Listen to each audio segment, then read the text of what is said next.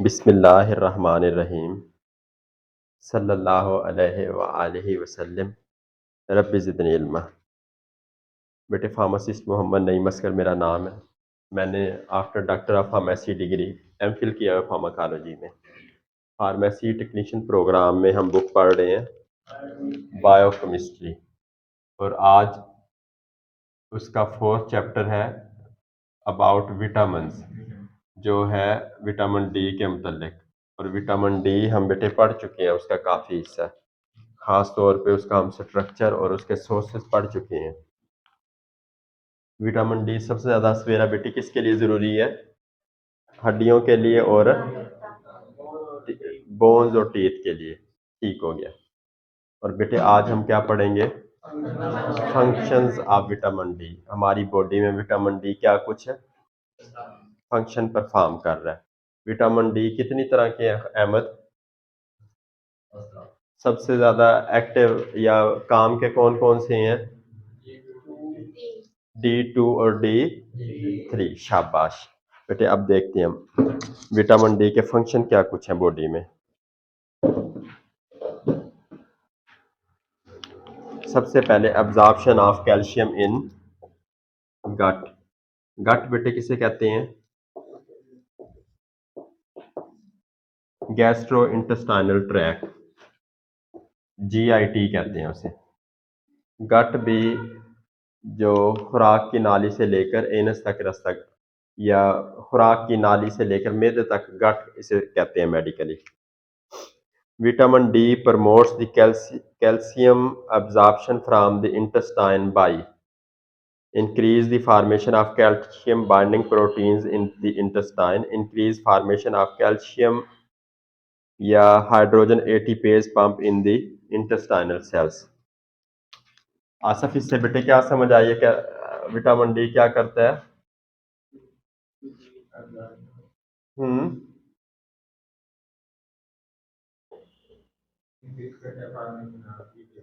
शाबाश। मैदे के बाद कौन सी आंत होती है जुल्फकार? छोटी है या बड़ी है? चलो शाबाश। ये इस तरह काफी लंबी होती है, ठीक है। फिर इधर से ये बड़ी आंत है।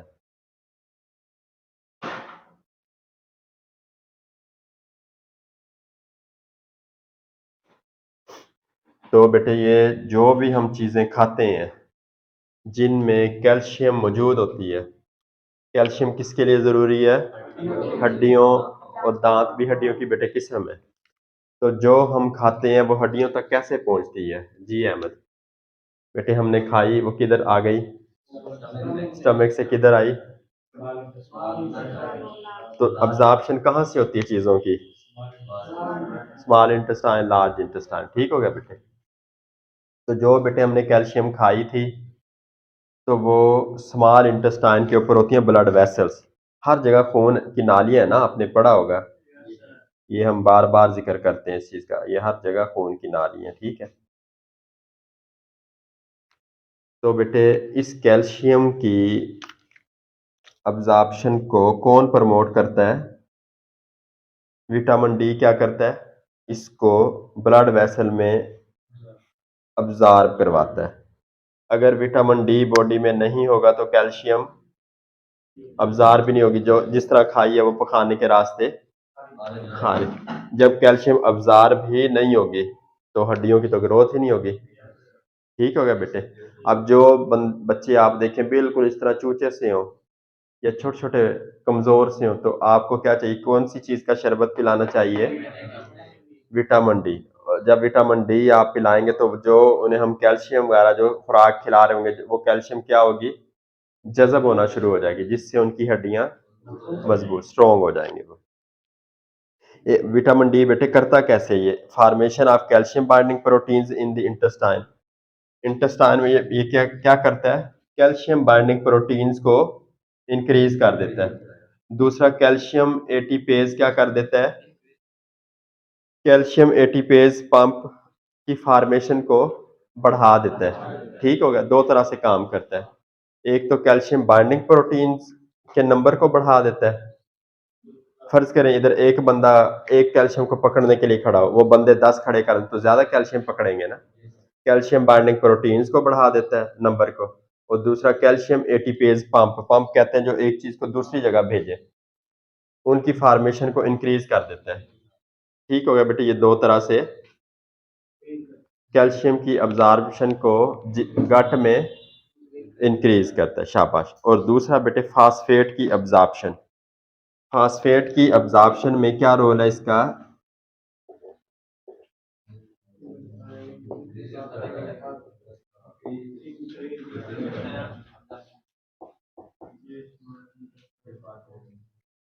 Intestinal absorption of phosphate is increased by.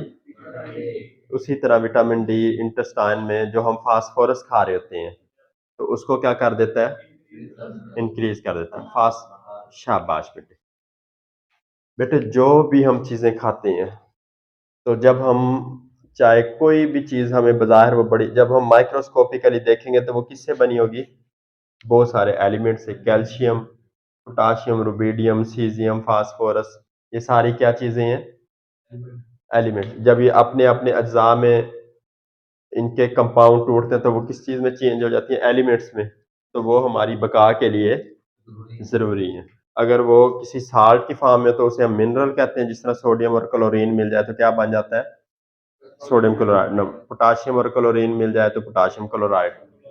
Calcium और फास्फोरस मिल जाए और ऑक्सीजन, कैल्शियम फास्फेट बन गया। ठीक होगा बेटे। तो ये सारा कुछ जो भी हम खुराक खा रहे होते हैं वो मुख्तलिफ एलिमेंट से मिलकर बनी होती है। ठीक।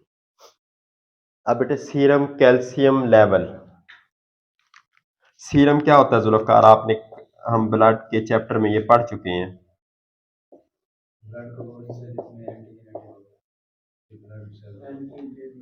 शाबाश, बड़ी अच्छी कोशिश की है बेटे। हमने एक बंदे का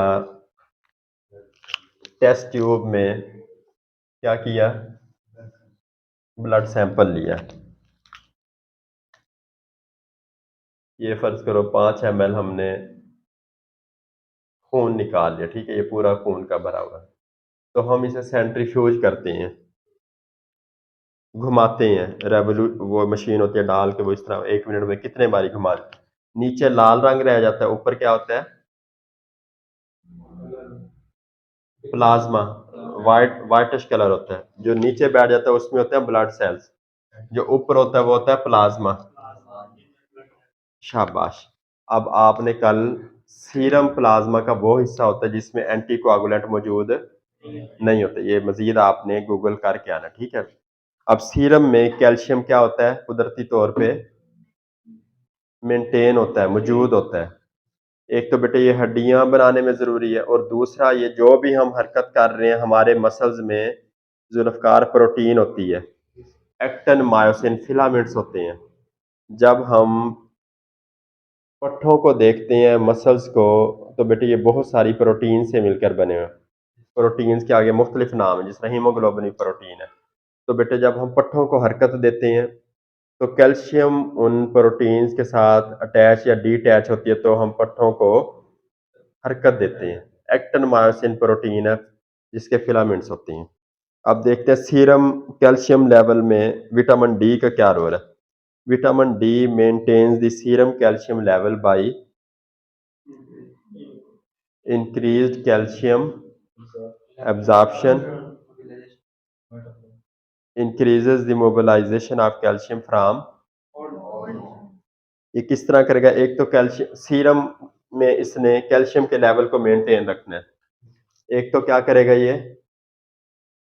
कैल्शियम के बेटे अब्जॉर्प्शन को बढ़ाता रहेगा, यानी इंटेस्टाइन से अब्जॉर्ब करवाएगा तो सीरम में। अब अगर वो हमने खाई वो बाहर निकल गई तो सीरम में तो नहीं मेंटेन रहेगी, ये अब्जॉर्ब करवाएगा। दूसरा क्या करेगा ये?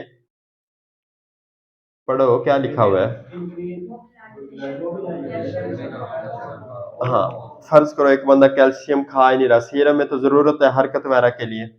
तो बेटे जो पुरानी हड्डियां होंगी तो उनको क्या कर देगा ये? भुरभुरा करके वो कैल्शियम खून में मिला देगा। समझाइए बेटे।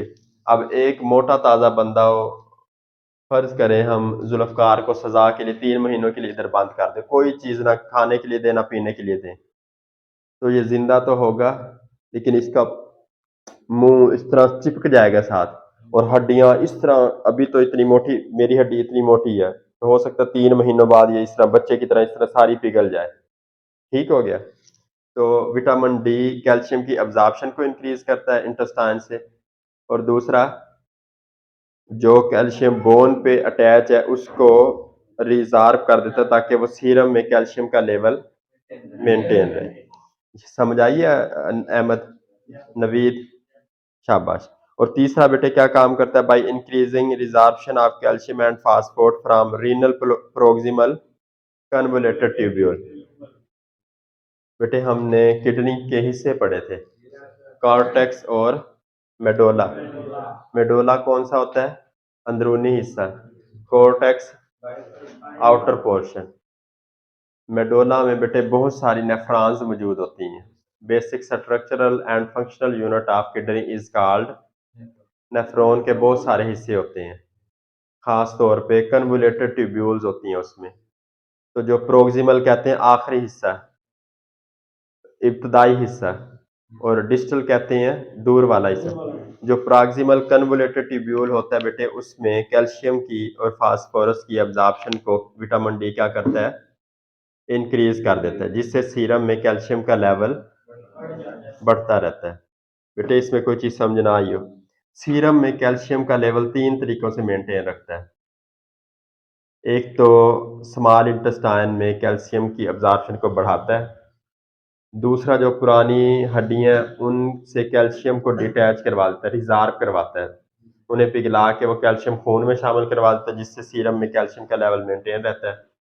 तीसरे नंबर पे बेटे जो किडनीज में नेफ्रॉन मौजूद है, उनके प्रॉक्सिमल कन्वोलेटेड ट्यूब्यूल में कैल्शियम को रीअब्जॉर्ब करा देता है, यानी छोटे पेशाब के रास्ते कैल्शियम को बाहर नहीं जाने देता। अगर वो बाहर जाती रहे वो तो जिस्म से कम होती जाएगी। तो इस तरह सीरम में कैल्शियम का लेवल जुल्फकार क्या होता है, शाबाश।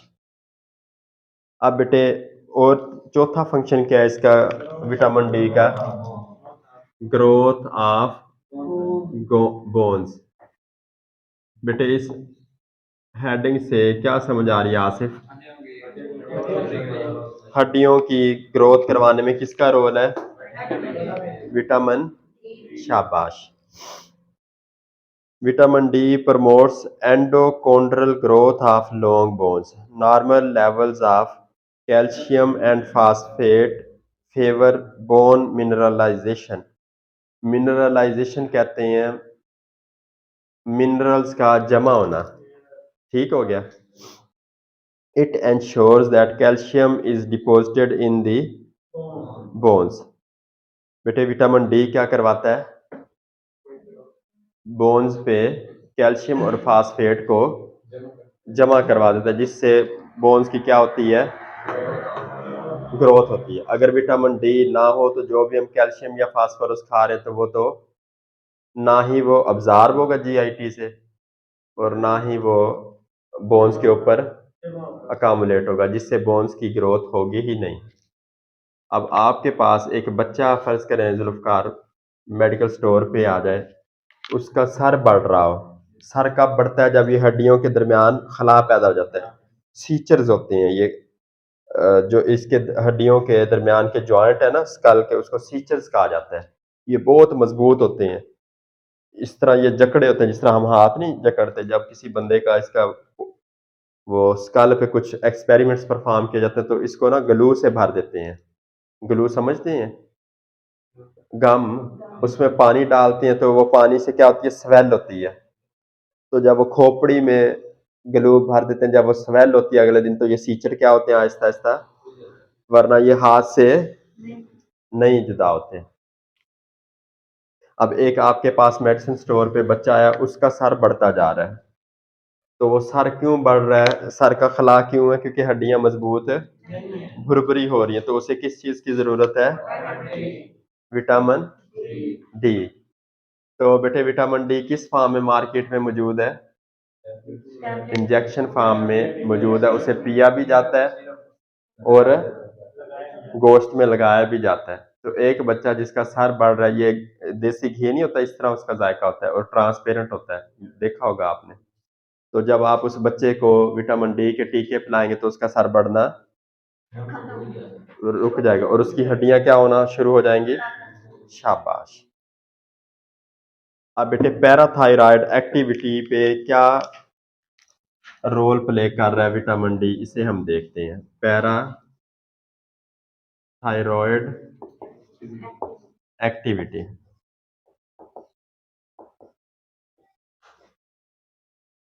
बेटे इसे हम देखते हैं कि क्या रोल प्ले कर रहा है। पैराथायराइड ग्लैंड किधर मौजूद होता है नवीद, और थायराइड ग्लैंड बेटी किधर मौजूद होता है। पैराथायराइड इसके ऊपर। बेटे ये है खुराक की नाली। खुराक की नाली जुल्फकार आगे होती है या सांस की नाली आगे होती है।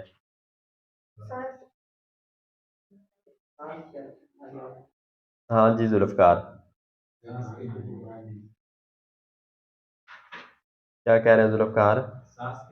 शाबाश, ये है फेफड़े। बेटे ये इस तरह सी टाइप होती है, नरगट जिसे कहते हैं, हम पकाते भी हैं कुर्बानी पे।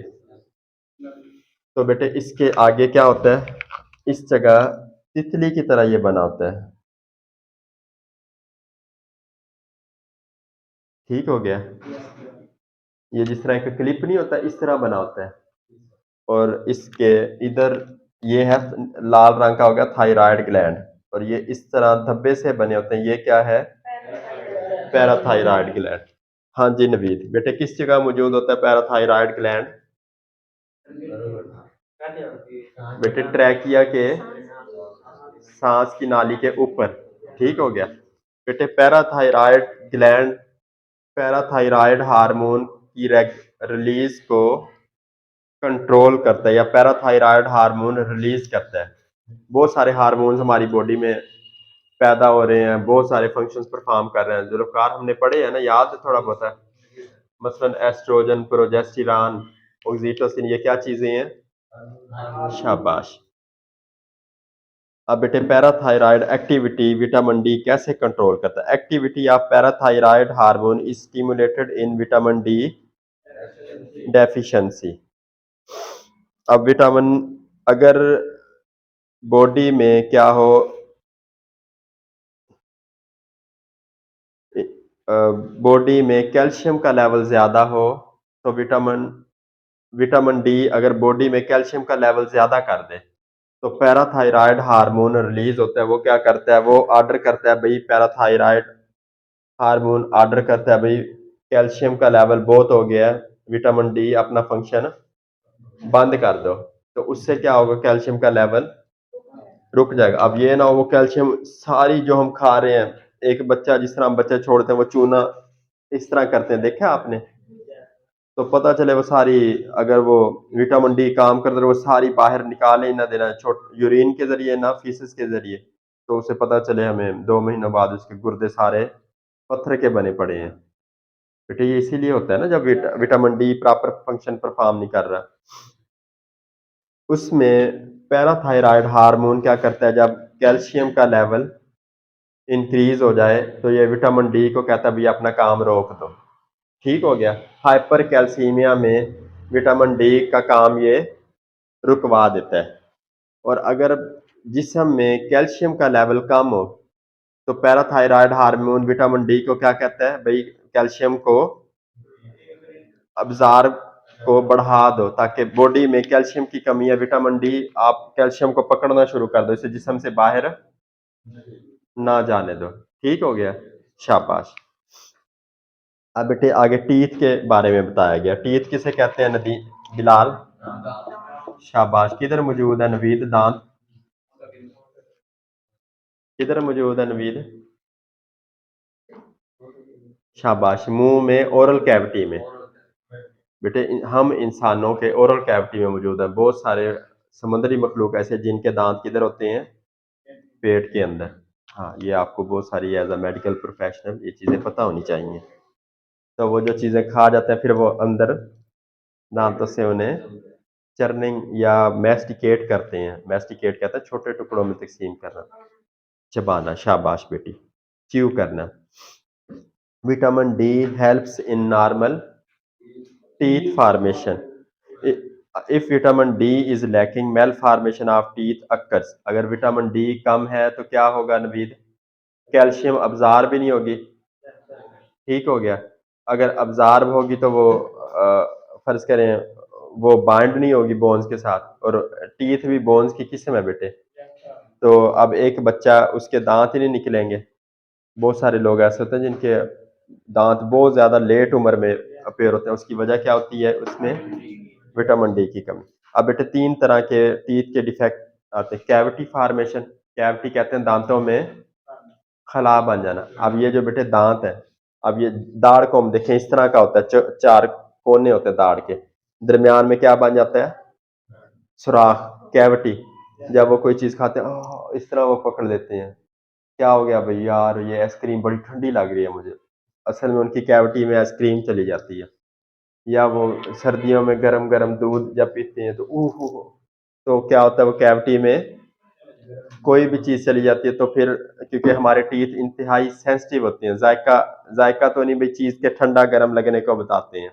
अगर ये ना बताएं तो जब अंदर इसी तरह एसोफेगस में खुराक चल जाए, बंदा क्या हो जाए?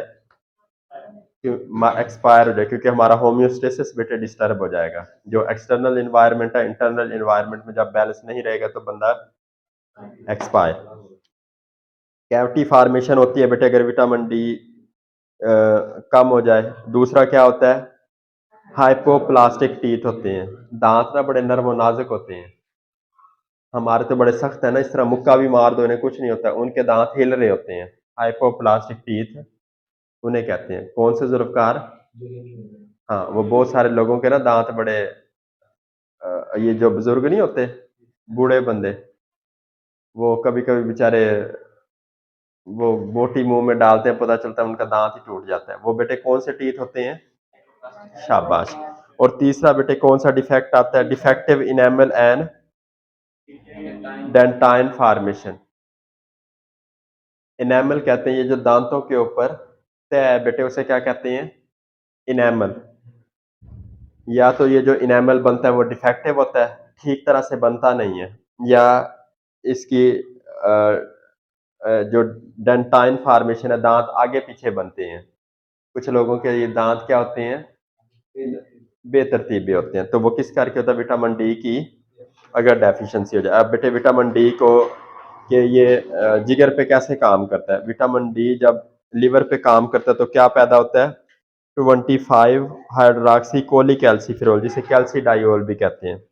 वो किडनी पे कैसे काम करता है? किडनी पे 25 हाइड्रोक्सी कोलिकैल्सिफेरॉल किडनी पर काम करते हुए इसे किस चीज में चेंज कर देता है? 125 डाई हाइड्रोक्सी कैल्सी कोलिकैल्सिफेरॉल में। तो वो क्या करता है? कैल्शियम होम्योस्टेसिस को मेंटेन रखता है, मसल हेल्थ को मेंटेन रखता है, बोन हेल्थ को मेंटेन रखता है, blood pressure regulation, cardiovascular health को। अब मोनोसाइट मैक्रोफेजेस पे बेटे 25 हाइड्रोक्सी कोलिकैल्सिफेरॉल क्या करता है?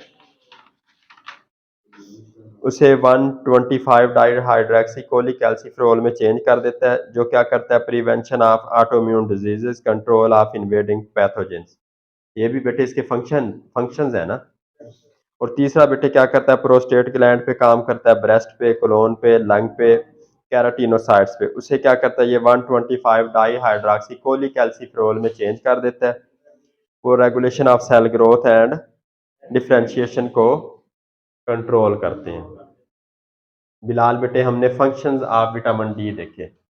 सबसे पहले अब्जॉर्प्शन ऑफ गट, ये क्या कि अब्जॉर्प्शन ऑफ कैल्शियम इन गट देखा हमने। अब्जॉर्प्शन ऑफ कैल्शियम इन गट के खुराक की नाली में, खास तौर पे स्मॉल इंटेस्टाइन में जो भी कैल्शियम अब्जॉर्ब हो रही होती है तो उसको कौन रेगुलेट कर रहा होता है? Vitamin D. विटामिन डी क्या करवाता है? कैल्शियम को इंटेस्टाइन्स में अब्जॉर्ब करवाता है। तो उसके लिए वो क्या करता है? कैल्शियम बाइंडिंग प्रोटीन्स को बढ़ाता है, और दूसरा कैल्शियम और हाइड्रोजन एटीपेज पंप को बढ़ा देता है। तो जिससे कैल्शियम की अब्जॉर्प्शन गट में बढ़ जाती है और बॉडी में कैल्शियम का लेवल मेंटेन रहता है। फास्फेट अब्जॉर्प्शन को भी इसी तरह विटामिन डी मेंटेन करवाता है। सीरम कैल्शियम लेवल 3 तरीकों से ये मेंटेन करवाता है। सीरम किसका हिस्सा होता है जुल्फ़कार? ब्लड का। ब्लड हमने पढ़ा है बेटे, ब्लड सेल्स से और प्लाज्मा से मिलकर बना हुआ है। अब सीरम में कैल्शियम का लेवल बहुत सारे फंक्शंस को परफॉर्म करने के लिए मेंटेन रहना ज़रूरी है। वो 3 तरीकों से मेंटेन रखा जाता है। अब विटामिन डी कैसे करता है? कैल्शियम की अब्जॉर्प्शन को एक तो इंटेस्टाइन में बढ़ाता है, दूसरा mobilization of calcium from old bones को क्या करता है? अब एक बंदा कैल्शियम खा ही नहीं रहा तो वो पुरानी बोन्स को क्या कर देता है? कैल्शियम को पिघला के ब्लड में डालना शुरू कर देता है। तीसरे नंबर पे जो हमारी नेफ्रॉन्स हैं उनमें प्रोक्सिमल कन्वोल्यूटेड ट्यूब्यूल्स रीअब्जॉर्प्शन को बढ़ा देता है, यानी छोटे पेशाब के जरिए बाहर नहीं जाने देता है। ठीक हो गया। अब बेटे ग्रोथ ऑफ बोन्स, बोन्स की ग्रोथ कैसे करवाता है? Promote endochondral growth of long bones, normal levels of calcium and phosphate favour bone mineralization. It ensures that calcium is deposited in the bones. और बेटे पैराथायराइड एक्टिविटी कैसे control करता है ये? अगर जिस्म में कैल्शियम का लेवल बढ़ जाए तो पैराथायराइड हार्मोन ऑर्डर करता है कि भाई विटामिन डी अपना काम रोक दो, कैल्शियम ज्यादा हो गई। अगर कैल्शियम का लेवल कम हो गया तो विटामिन डी को पैराथायराइड हार्मोन ऑर्डर करता है भाई कैल्शियम अब्सॉर्ब करना शुरू करो। और टीथ में बेटे इसी तरह ये टीथ की फार्मेशन के लिए इंतहाई ज़रूरी है। अगर विटामिन डी की कमी हो जाए तो एक तो कैविटी फार्मेशन हो जाएगी, हाइपोप्लास्टिक इनेमल हो जाएगा या हाइपोप्लास्टिक टीथ बनेंगे या डिफेक्टिव इनेमल बनेगा या डेंटाइन फार्मेशन डिफेक्टिव होगी। और इसी तरह आगे हमने लिवर में देखा, किडनीज पे, मोनोसाइट पे और प्रोस्टेट ग्लैंड्स वगैरह पे। ठीक हो गया बेटे, इसमें कोई चीज़ पूछने वाली हो?